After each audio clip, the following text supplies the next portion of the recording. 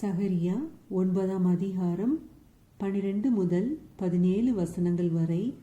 நம்பிக்கையுடைய சிறைகளே, அரணுக்கு திரும்புங்கள். இரட்டிப்பான நன்மையை தருவேன், இன்றைக்கே தருவேன்.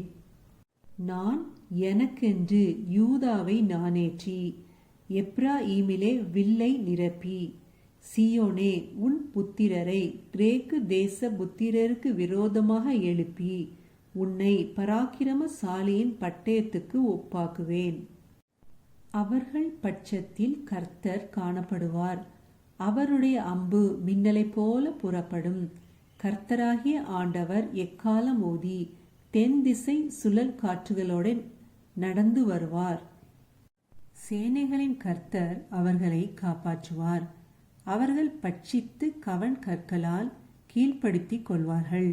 அவர்கள் குடித்து களிப்பினால் ஆரவாரிப்பார்கள். பான பாத்திரங்கள் போலவும் பலி பீடத்தின் கோடிகளைப் போலவும் நிறைந்திருப்பார்கள். அந்நாளிலே அவர்களுடைய தேவனாகிய கர்த்தர் தம்முடைய ஜனமான மந்தையாகிய அவர்களை இரட்சிப்பார். அவர்கள் அவருடைய தேசத்தில் ஏற்றப்பட்ட கொடிகளின் கிரீடத்தில் பதிந்திருப்பார்கள். அவருடைய காருண்யம் எத்தனை பெரியது!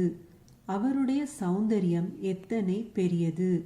தானியம் வாலிபரையும் புது திராட்சரசம் கன்னிகைகளையும் வளர்க்கும். ஆமென். ஹல்லேலூயா.